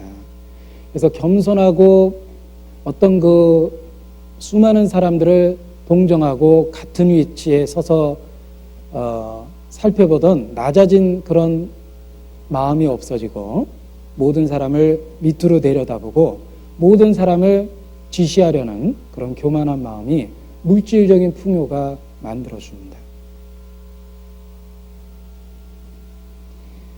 가난한 자를 무시하게 되고 얕잡아보고 멸시하게 만듭니다. 자기도 모르는 순간에 물질적인 풍요로움이 하나님 앞에 교만함이라는 마음의 변화를 만들어내는 겁니다. 성경의 악한 자에 대한 묘사 중에 그들은 살찜으로 눈이 솟아나며 교만함, 그리고 교만함이 그들의 특징이 된다고 그랬는데 정말 그러합니다. 풍요로움이 어떤 심적인 교만함을 만들어내고 악함을 만들어냅니다. 시편 73편입니다. 시편 73편 6절.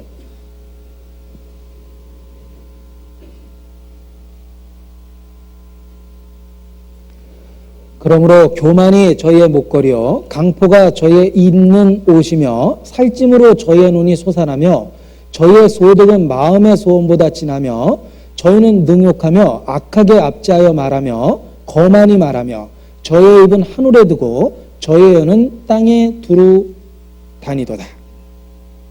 자, 이 악한 자에 대한 묘사가 있는데 그는 평안하고 물질이 더해가면서 여러 가지 마음에 악한 변화가 생기게 됩니다. 사람을 무시하기 시작하다가 나중에는 하나님을 무시하게 됩니다. 직장에서 있었던 일입니다. 아주 열심히 성실히 일했던 직장인이 있었습니다. 그는 전문적인 지식을 갖고 있었고 그리고 나름대로 사회에서 대우받는 엘리트 사원이었습니다. 그런데 한참 부동산 붐이 있을 때 어느 날 그 아내가 출근하는 남편을 불러 세웠습니다. 당신 오늘부터 출근하지 말라고, 얼마나 벌겠다고 매일 그렇게 아침에 나가냐고 부인이 이야기를 꺼냈습니다. 이분은 당황했습니다.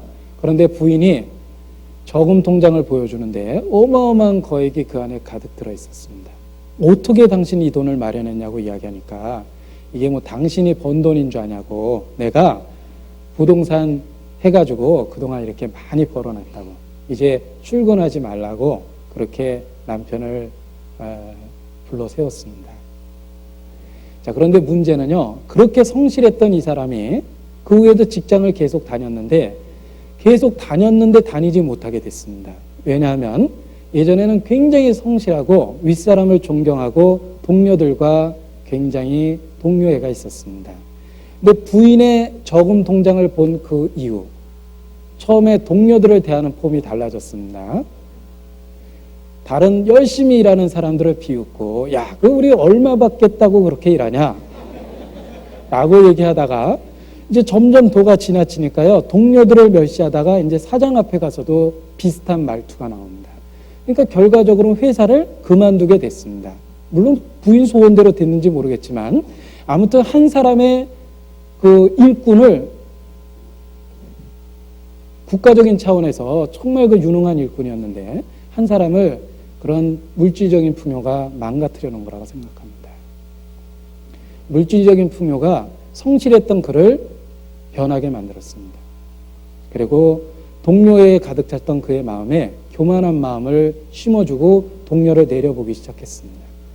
그리고 그렇게 공경하던 윗사람에 대한 그런 존경하는 마음을 잃어버리게 했습니다. 물질적인 풍요가 그렇게 만드는 겁니다. 이 부자도 마찬가지입니다. 이 부자가 그 부와 사치를 누리면서 그것이 성격을 만들고 그 성격이 가난한 자를 무시하고 얕잡아보고 멸시하게 만들었을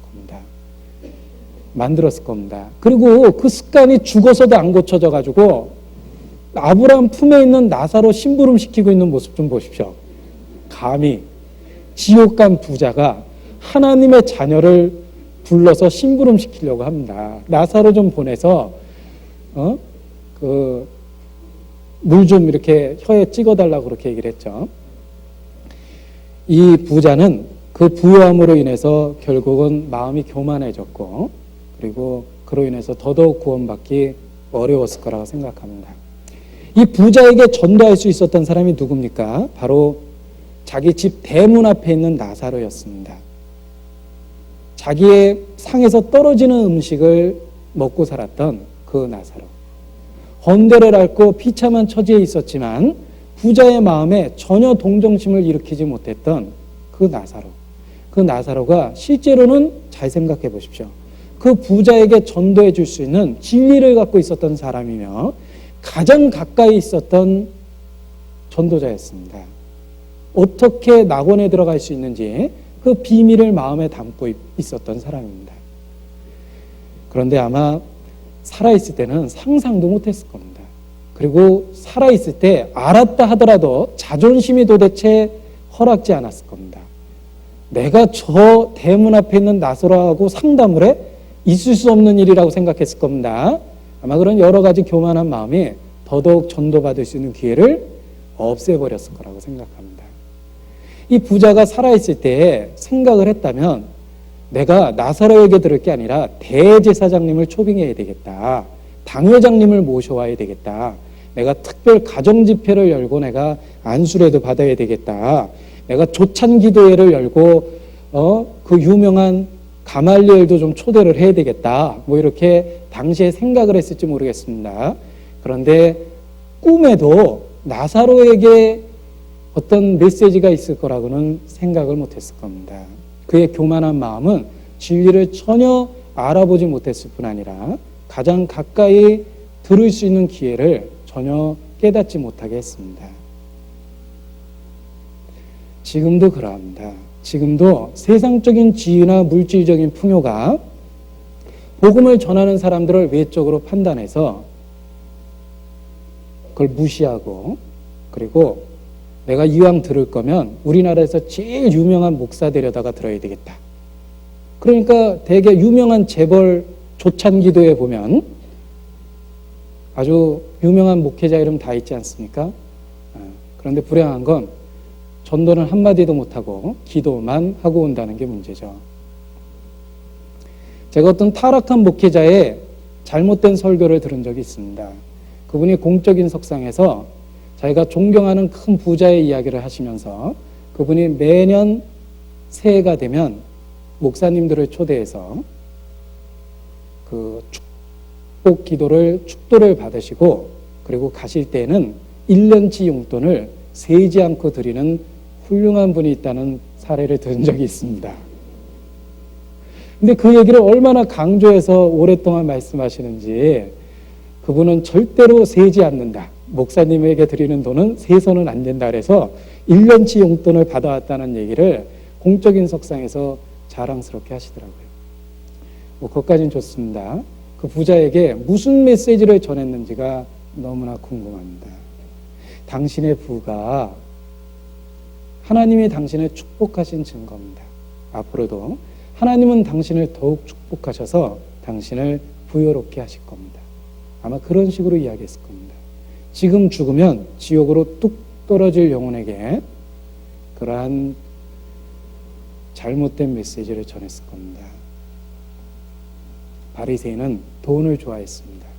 바리새인들은 교리적으로 올바른 점이 있었습니다. 그들은 내세를 믿었습니다. 영혼의 존재를 믿었습니다. 심판을 믿었습니다. 바리새인은 교리적으로 올바른 신념이 있었습니다. 문제는 그들이 실질적인 삶에 있어서는 돈을 사모했고, 그 돈을 사모하는 바리새인이 무슨 설교를 했다고 생각하십니까? 틀림없이 물질적인 풍요가 하나님의 축복이라고 설교를 했을 겁니다. 그래서 유대인들은 전통적으로 부자는 하나님께 특별히 축복받은 사람이라는 생각을 합니다. 그래서 예수님이 부자가 천국 들어가기가 낙타가 바늘기 들어가는 것만큼 어렵다 그러니까 소스라치게 놀란 겁니다. 왜?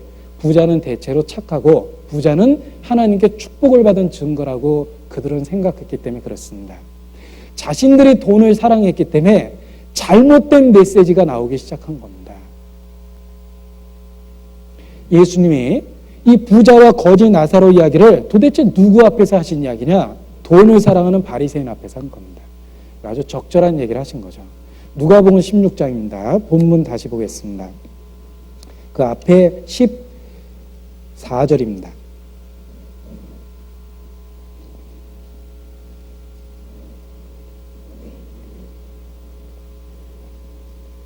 바리새인들은 돈을 좋아하는 자라. 이 모든 것을 듣고 비웃거늘.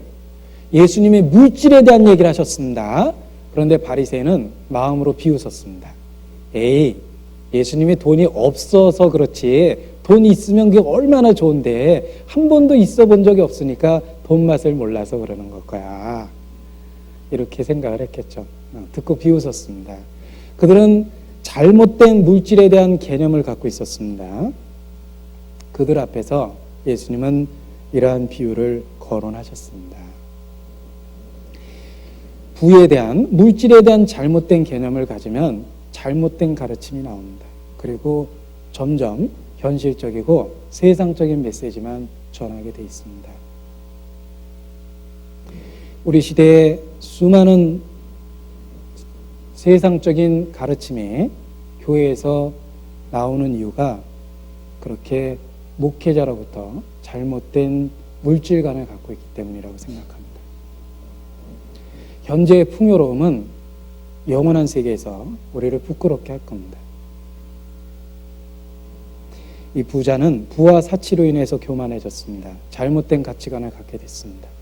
그리고 잘못된 가치관이 복음을 들을 수 있는 기회를 계속 막은 겁니다.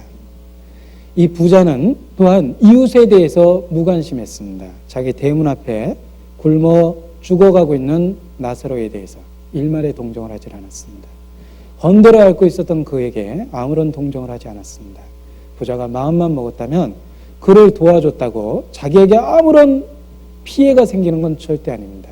부자는 충분한 물질이 있었습니다. 나사로 평생을 돌봐줬다 하더라도 부자에게는 아무런 문제가 없습니다. 그는 물질이 없었던 게 아닙니다. 도와줄 물질이 없었던 게 아니죠. 도와줄 마음이 없었습니다. 그는 이웃에 대해서 철저하게 무관심했습니다. 이웃을 해치는 건 큰 죄입니다. 그러나 이웃에 대한 무관심도 죄입니다.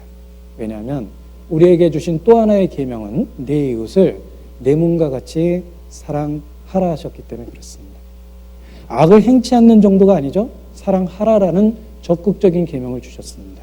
그럼에도 불구하고 이 부자는 자기의 대문 앞에서 굶어 병들어 죽어가고 있는 나사로에 대해서 철저하게 무관심했습니다.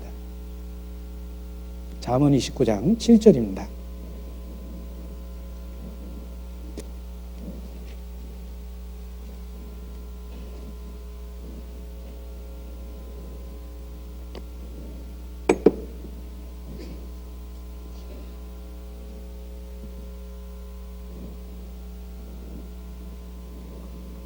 잠언 29장 7절을 같이 읽어보죠. 의인은 가난한 자의 사정을 알아주나 악인은 알아줄 지식이 없느니라. 이 부자는 나사로의 처지를 알아줄 지식이 없었습니다. 왜? 악인이기 때문에 그럽니다. 악인은 가난한 자의 사정을 알아줄 지식이 없습니다. 무관심했기 때문에 그럽니다. 옛날 중세 때 혁명에 의해서 쫓겨난 한 왕이 있었습니다. 그가 자기 백성들의 굶주림에도 불구하고 자기는 호의호식하면서 살았습니다. 누군가가 왕에게 백성이 굶주린다는 이야기를 보고를 했습니다. 그때 그 왕이 말하기를 백성들은 너무 게을러서 탈이야. 밥 해먹기도 싫어서 굶주리는데 어떡하냐? 라고 대답을 했대요. 그러니까 왕이 생각하기에는 왜 굶주리는지 이해를 못했던 거예요. 누가 그 헐벗고 굶주려서 다 죽어간다 그러니까 밥이 없어서 다 굶어 죽는다 그러니까 밥이 없으면 고기 먹으면 되지라고 그런 얘기 했다고 그러는데 정말 이 왕이 아마 그런 것 같습니다. 응? 아니 그 밥도 해먹기 싫어가지고 굶주리는 게으름뱅이들을 뭐 어떡하라고 나보고 그러냐 이렇게 얘기했다가 결국 혁명 때 쫓겨났다는 그 역사의 일화가 있습니다. 악인은 가난한 자의 사정을 알아줄 지식이 없습니다. 정말 굶주려 봤던 사람은 굶주림의 고통을 압니다. 그래서 굶주리는 자에게 동정을 갖습니다. 어떤 질병에 의해서 고난을 당한 사람은 질병당하는 자의 고난을 알고 있기 때문에 중심으로 위로할 수가 있습니다.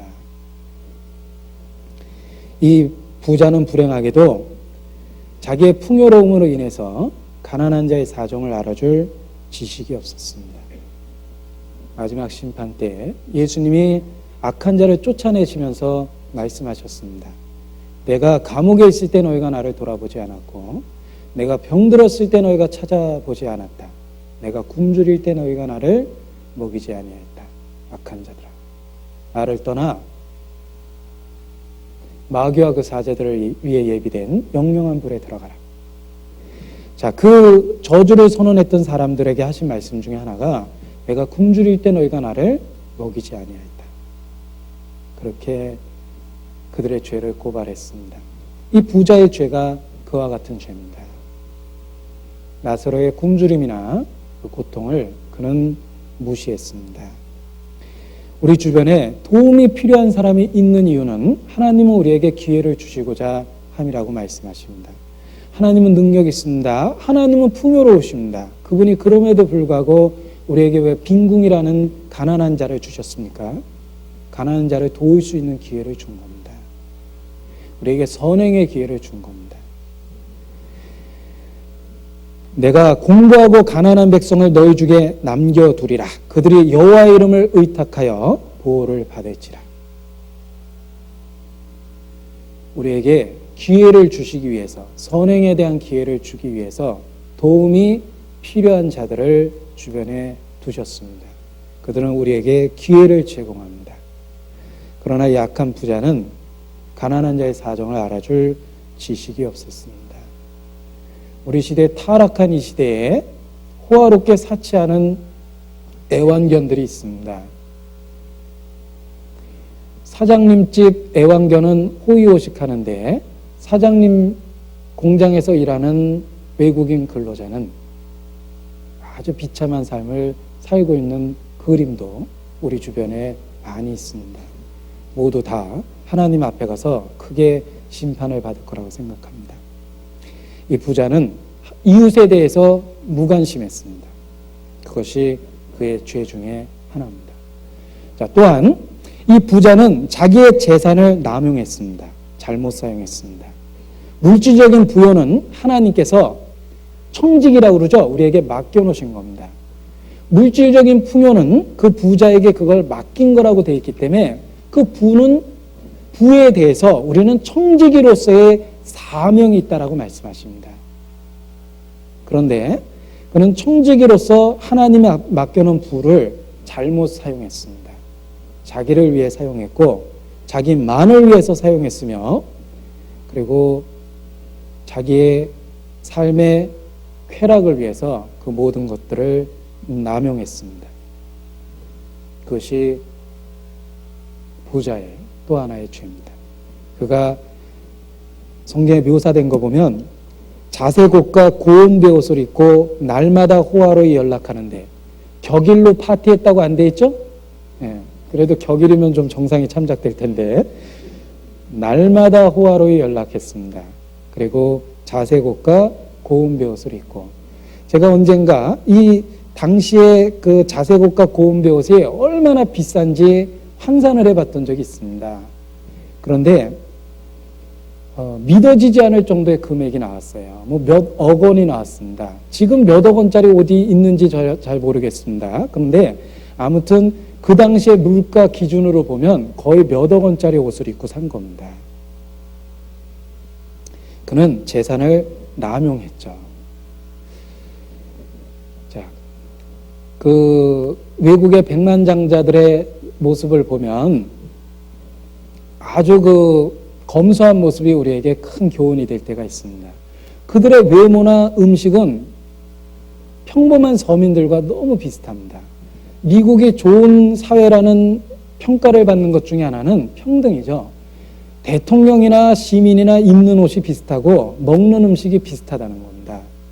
뭐 대통령도 햄버거 먹고 그리고 평범한 시민들도 햄버거 먹고 비슷한 음식과 비슷한 옷을 입고 살아간다는 게 미국이라는 그런 평등한 사회의 장점이다라고 누군가가 그 문화 비교한 적이 있습니다.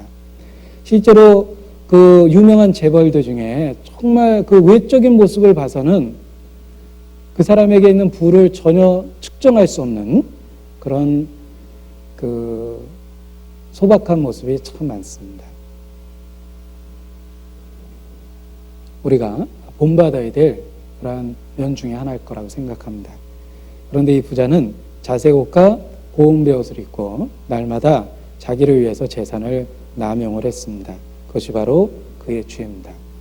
자, 문제는 이렇게 잘 살았는데 죽음 그리고 그 이유가 문제가 된 겁니다. 성경은 이 부자의 어리석은 삶을 그 영원한 운명을 이야기해 주심으로 말미암아 분명하게 입증하고 있습니다. 죽었다는 얘기로 끝났다면 우리는 부자의 어리석은 삶을 제대로 깨닫지 못할 겁니다. 예수님은 죽음 이후에 무슨 일이 있었는지 활짝 열어 보여주시면서 이 부자의 어리석은 삶에 대해서 경고하고 계십니다. 왜? 지금도 똑같은 삶의 유형을 갖고 있는 사람들이 많이 있기 때문에 그러합니다. 이 부자의 고난받는 모습을 보십시오. 죽음 이후에도 그는 모든 의식적인 기능이 지속됐습니다. 죽은 이후에 볼 수도 있었고 말할 수도 있었고 울 수도 있었고 고통을 느낄 수도 있었고 기억할 수도 있었습니다. 죽음 이후에 형벌의 장소는 실제했습니다. 여러분 성경의 어느 부분이 거짓말이라고 느껴집니까? 성경은 진리입니다. 아버지의 말씀은 진리입니다. 율법의 1.1핵이라도 하나라도 땅에 떨어지지 않고 다 이루어진다고 말씀하셨습니다. 성경에 수없이 많이 반복된 형벌의 세계를 성경은 언급하고 있는데 우리는 그 세계가 실제한다라는 걸 믿음으로 충분히 받아들일 수 있습니다. 예수님은 이 부자의 죽음 이후의 삶을 구체적으로 언급하심으로 말미암아 그 실제하는 세계를 우리에게 명확하게 깨닫도록 도와주고 계십니다. 죽음 이후에 그는 고통 중에 있었습니다. 고통을 느낄 수가 있었습니다. 그래서 성경에 표현되기를 그가 음부에서 고통 중에 있었다고 되어 있고, 그리고 그 불로 인해서 고민 중에 있다고 말하고 있습니다. 그는 분명히 느끼는 고통을 갖고 있었습니다. 고통의 세계가 있습니다. 하나님은 공의롭습니다. 의롭습니다. 그럼에도 불구하고 수많은 악이 행해질 때 하나님이 침묵하시는 것 보면 틀림없이 형벌의 세계가 있기 때문에 하나님은 현세에서 침묵하시는 겁니다. 의롭고 공의로운 하나님이 끔찍한 악이 행해지는 이 세상을 보고만 있습니다. 왜? 죽음 이후에 형벌의 세계가 있기 때문에 그는 현재 침묵하고 계시는 것처럼 표현되고 있는 겁니다. 고통의 세계가 있습니다.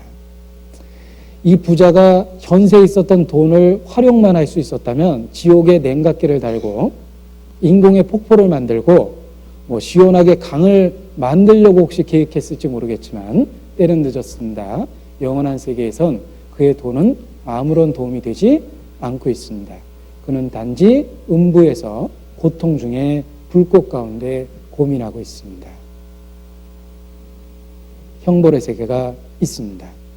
더더욱 이 부자를 고통스럽게 만들었던 것은 바로 아브라함의 품에 있는 그 세계, 아름다운 낙원이라는 세계, 자기가 잃어버렸던 그 세계에 자기가 들어갈 수도 있었는데 무관심해서 못 들어갔던 그 세계를 바라보고 있다는 게 그의 고통을 틀림없이 더했을 겁니다. 그는 멀리 눈을 들어 아브라함의 품을 볼 수가 있었습니다. 나사로도 볼 수가 있었습니다. 그런 것들이 그를 더 고통스럽게 했을 겁니다. 누군가가 이렇게 설명을 합니다.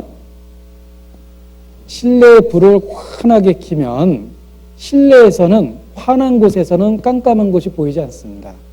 그런데 바깥 깜깜한 곳에서는 환하게 불을 켜놓은 실내를 잘 들여다볼 수가 있습니다.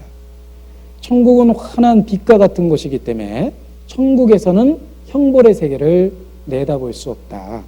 그러나 지옥에서는 캄캄한 곳이기 때문에 환한 빛의 세계를 들여다보고 그들이 놓치고 잃어버렸던 세계에 대해서 더욱더 고통을 받게 될 것이다. 이렇게 설명한 것을 제가 들어본 적이 있는데 사실인지 아닌지 모르겠지만 꽤 우리가 이해할 수 있는 수준에서 그럴듯한 설명이라고 생각합니다. 아무튼 이 부자는 그 자기가 잃어버렸던 세계를 봄으로 말미암아 더 큰 고통을 받았을 겁니다. 그리고 또한 너는 살았을 때 내 좋은 것을 받았고 그랬죠. 좋아하는 거 다 받았습니다. 이 부자가 영원한 것을 좋아했다면 그것도 받고 천국에 갔을 텐데 불행하게도 이 부자는 영원한 세계는 좋아하지 않았죠. 그래서 못 받았습니다. 그리고 이제 고통을 받는 세계에 떨어져 있습니다. 아브라함은 그에게 이르기를 내가 그것을 기억하라 라고 이야기합니다. 너는 살았을 때 내 좋은 것을 받았고 나사로는 고난을 받았으니 이것을 기억하라. 살았을 때 모든 삶의 과정이 죽음 이후에 다 기억이 날 것을 우리에게 가르쳐주고 계십니다. 이 부자는 자기의 삶을 하나하나 떠올리면서 더욱더 절망하고 고통스러워하며 자기 자신을 학대하고 자기 자신을 저주할 겁니다. 자기가 구원받을 뻔했던 기회가 있었다는 것도 알게 될 겁니다. 우연히 자기 집에 던져진 전도지를 본 적도 있을 겁니다. 누군가가 찾아와서 말씀을 들으라고 권해줬던 적도 혹 있을 겁니다. 이 부자는 영혼이 이뤄진 곳에서 자기가 차버렸던 수없이 많은 소중한 기회를 다 생각해낼 수 있었을 겁니다. 그리고 자기의 어리석음을 더욱 깨닫고 더욱 슬피 울게 될 거라고 생각합니다. 저희가 혹 하나님의 말씀을 들을 때 반대하고 경론을 벌이고 그리고 그 말씀을 비웃었던 사실도 기억해낼 겁니다. 그리고 더욱더 자기 자신을 혐오하고 자기 자신을 학대하게 될 겁니다. 에서가 장자의 명분을 팥죽 한 그릇에 팔아먹었습니다. 그리고 얼마나 통곡하고 슬퍼했습니까? 그러나 다시는 그에게 기회가 주어지지 않았습니다. 팥죽 한 그릇에 장자의 명분을 팔아버린 에서의 어리석음은 지금까지 지속이 되고 있습니다. 마찬가지로 현세적인 삶 속에서 순간의 쾌락이나 순간의 이익을 위해서 영원한 것을 무시하고 저버리는 수많은 사람들이 영원한 세계에서 자기가 가졌던 소중한 기회들을 발견하고 더욱더 큰 고통에 빠질 거라고 생각합니다. 지금도 전도하다 보면 정말 무리하게 비이성적으로 무조건 반대하는 사람이 있습니다. 들으려는 마음도 없습니다. 그들이 악하게 대적하는 모습을 보면 처음에는 당황하고 혹 분노도 마음에 생기지만 지옥간 부자를 생각하면서 그 영혼을 다시 보면 그냥 안타까운 마음만 생깁니다. 그는 삶의 모든 흔적을 기억하고 그 기억으로 인해서 더욱 고통을 받게 될 겁니다. 형벌의 장소에서는 모든 것이 다 기억이 납니다. 근데 이와 대조적으로 영원한 천국에 대한 묘사가 성경에 있는데 거기에 너무나 우리의 마음에 기쁨을 주는 표현이 있습니다. 이전 것은 생각나거나 기억나지 아니하리라. 우리의 삶에 큰 상처가 된 과거의 죄악들, 지금도 우리 육체 속에 큰 흔적처럼 남아있던 과거의 수많은 죄에 대한 기억들, 우리를 통곡하게 하고 때로 절망시켰던 수많은 죄에 대한 기억들, 영원한 곳에서 생각나거나 기억나지 않을 거라고 하나님 말씀하십니다. 내가 과부 때의 수치를 기억함이 없을 것이라. 천국은 잊어버리는 은혜를 주십니다. 지옥은 기억나는 고통을 주십니다. 뿐만 아니라 이 형벌의 장소에 대한 묘사에 절대 그 운명이 바뀔 수 없다라는 것을 아브라함은 단언적으로 표현하고 있습니다. 너와 나 사이에 큰 구렁이 끼어 있어 간격이 있습니다. 회복될 수 없는 간격이 있습니다. 여기서 너에게 건너가고자 하되 할 수 없고 거기서 우리에게 건너올 수도 없게 하였느니라. 더 이상의 기회는 없습니다. 그래서 더욱더 절망적이었을 겁니다. 현세에서 지금 우리가 하는 선택은 영원한 운명을 좌우합니다. 운명을 결정할 수 있는 기회는 이렇게 살아있을 때뿐입니다. 생명이 왜 소중합니까? 그것은 영원한 운명을 결정지을 수 있는 기회들이기 때문에 그러합니다. 그리스도인들에게도 마찬가지입니다. 영원한 세계와 연결시켜서 살 수 있는 유일한 기회들이 바로 현재입니다. 그래서 시간이 우리에게 소중합니다. 아침에 눈 뜨면 평범한 하루입니까? 아닙니다.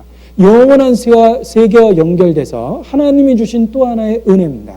그 또 하나의 은혜가 오늘 이와 같이 저물어 가고 있습니다. 시간은 은혜요 축복입니다. 영원한 세계와 연결되어 있는 시간을 우리에게 이렇게 날마다 주고 계십니다. 우리에게 기회가 있습니다. 오늘이라는 시간이 우리에게 있습니다. 영원한 세계를 준비할 수 있습니다. 지금도 준비할 수 있습니다. 꼭 아직 구원받지 못했다면 아직 늦은 건 절대 아닙니다. 이렇게 살아있는 은혜가 우리에게 오늘 주어져 있기 때문에 그렇습니다. 그러나 일단 오늘이라는 세계를 넘어서 죽음을 건너가면 다시는 기회가 없습니다. 그 다시는 기회가 없다라는 절박한 상황을 가지고 이뤄진 영혼들을 다시 한번 볼 수 있는 눈이 있어야 된다고 생각합니다. 우리는 막연하게 내일도 오늘처럼 넘치리라라는 잘못된 기대감을 갖고 살아갑니다. 그러나 성경은 내일 일을 자랑하지 말라라고 분명하게 경고하셨습니다. 내일은 혹 오지 않을 수도 있습니다. 오늘과 같은 내일은 오지 않을 수도 있습니다. 분명한 건 오늘, 지금, 현재 기회를 갖고 있는 게 틀림없습니다. 다시는 기회가 없는 그 날이 다가오고 있다는 걸 깨달을 때 전도의 열정이 생길 거라고 생각합니다.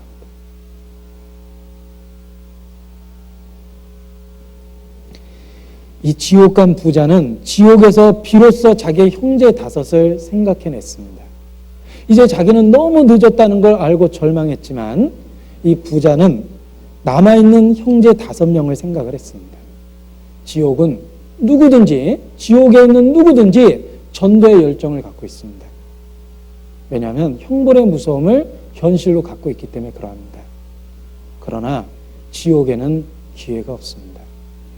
왜 예수님이 굳이 지옥에 대한 구체적인 묘사를 우리에게 하셨다고 생각하십니까? 지금 시간 있는 우리에게 다시는 기회가 없는 그곳을 일깨워 주셔서 전도할 마음을 불러일으키는 거라고 생각합니다. 이 부자는 형벌의 고통으로 인해서 자기 형제 5을 생각했습니다.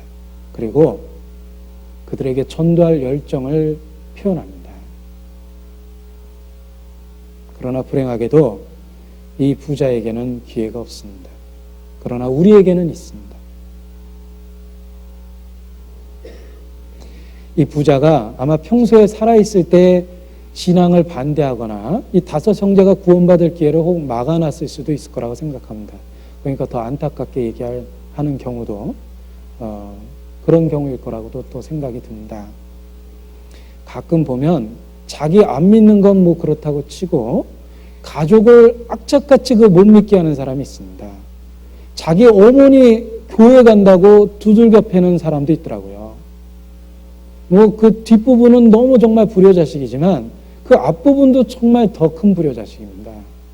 자기가 지금 무슨 짓을 하고 있는지 잠시 후에 발견하게 된다면 더욱더 지옥에서 큰 소리로 울부짖게 될 겁니다.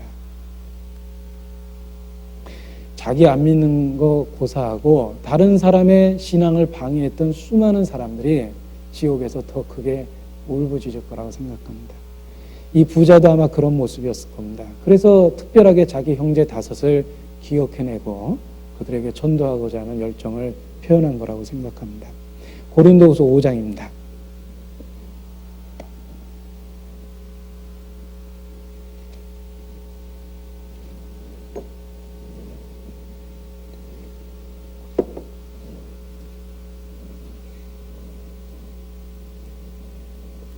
고린도후서 5장 11절 같이 읽겠습니다. 우리가 주의 두려우심을 알므로 사람을 권하노니 우리가 하나님 앞에 알리어졌고 또 너희의 양심에도 알리어졌기를 바라노라.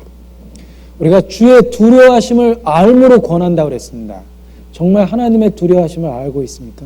심판의 무서움을 알고 있습니까? 다시는 기회가 없다라는 그런 운명에 대해서 정말 잘 알고 있습니까? 알고 있다면 권해야 됩니다. 열심히 권해야 됩니다. 때를 얻든지 못 얻든지 전도하기를 힘써야 됩니다.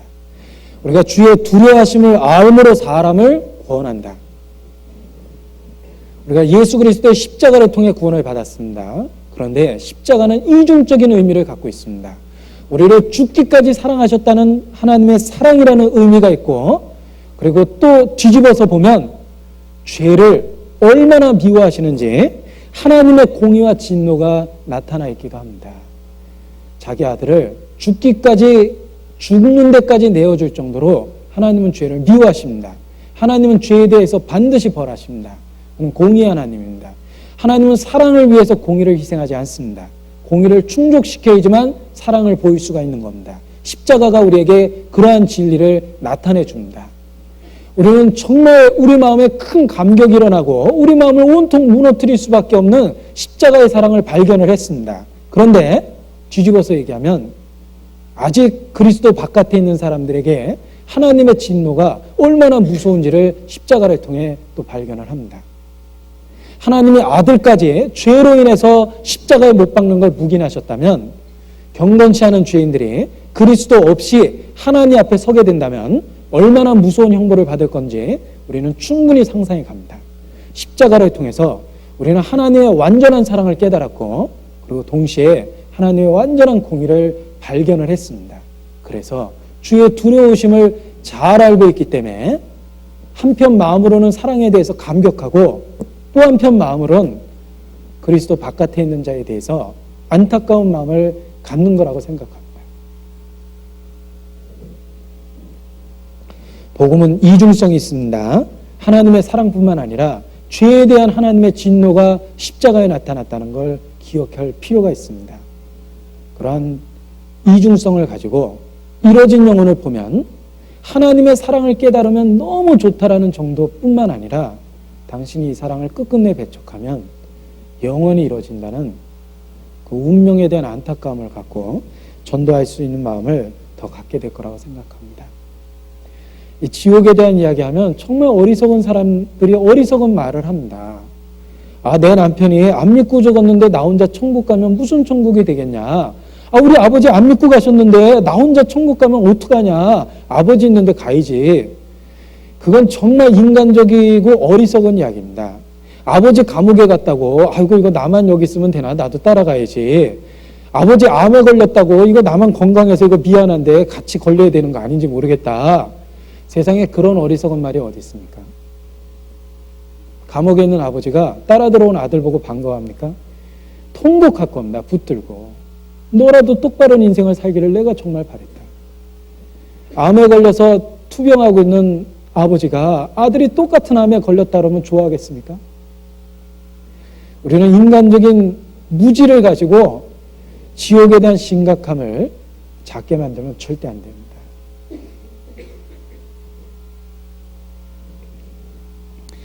성경에 지옥에 대해서 구체적으로 반복적으로 기록된 이유는 절대로 거기 들어가지 말라는 경고 때문에 그러합니다. 어리석은 자는 재앙을 보고 앞으로 나아가나 해를 입고, 어리석은 자는 재앙을 보고 앞으로 나아가다 해를 입고, 지혜로운 자는 그것을 피하여 가느니라. 성경에 왜 심판이나 그 형벌의 세계에 대해서 구체적으로 언급하셨냐면 피하여 가라고 그렇게 하신 겁니다. 너희에 대한 나의 생각은 내가 안 하니 재앙이 아니라 평안이라. 장래에 소망을 주려 하는 것이니라. 하나님의 넘치는 사랑이 지옥에 대해서 그와 같이 반복적으로 경고하게 하신 거라고 생각합니다.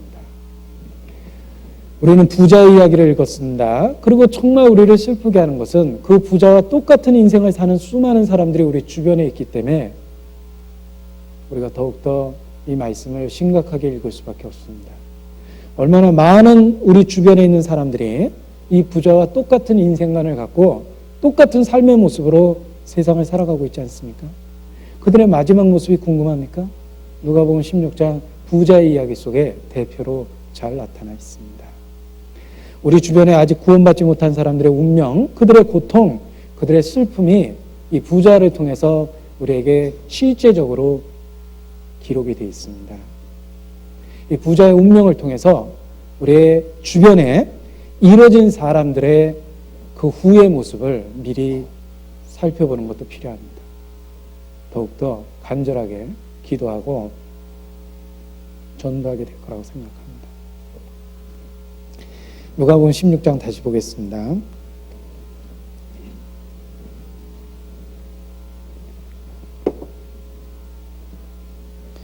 이 지옥에 있는 부자는 생각합니다. 만일 죽은 자가 살아나서 얘기하면 믿을 수 있을 것이다. 만일 죽은 자에게서 저에게 가는 자가 있으면 회개하리이다. 이렇게 생각하면서 죽은 자 중에 한 사람을 살려서 다시 보내달라고 부탁을 합니다. 그러나 아브라함의 대답은 모세와 선지자들에게 듣지 아니하면 비록 죽은 자 가운데서 살아난 자가 있다 하더라도 권함을 받지 아니하리라 말씀하십니다. 우리에게는 죽은 자가 살아나는 기적이 필요한 게 아닙니다. 천국에 갔다 왔다 지옥에 갔다 왔다라는 체험적인 간증이 필요한 게 아닙니다. 그건 우리의 육신적인 호기심을 충족시킬 뿐이지 그 이상 아무런 변화를 우리에게 초래하진 않습니다. 우리에겐 기록된 충분한 말씀이 있습니다. 죽음 이후의 세계를 확실히 알 수 있는 말씀이 있습니다. 말씀을 믿지 않으면 죽은 자가 살아나는 기적이 있다 하더라도 믿지 않을 거라고 성경은 분명하게 말씀해 주고 계십니다.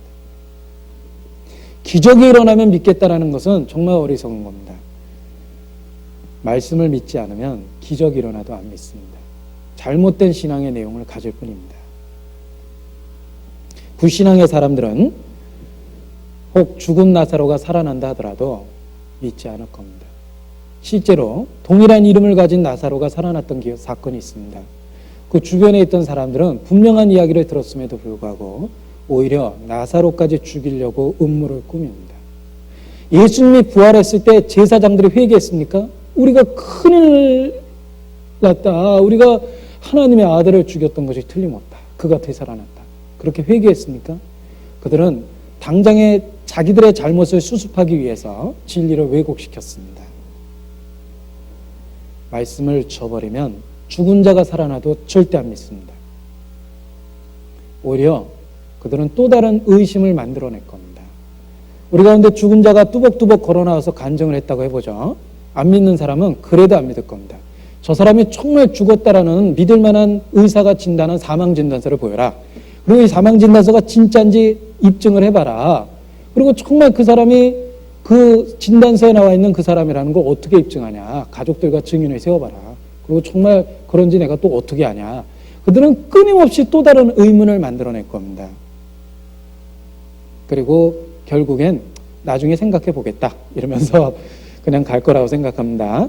말씀을 믿지 않으면 죽은 자가 살아나도 안 믿습니다. 그 어떤 기적도 말씀을 믿지 않는 사람의 마음에 변화를 주지 못합니다. 중요한 건 이미 우리가 믿을 만한 충분한 말씀이 우리에게 주어져 있다는 겁니다.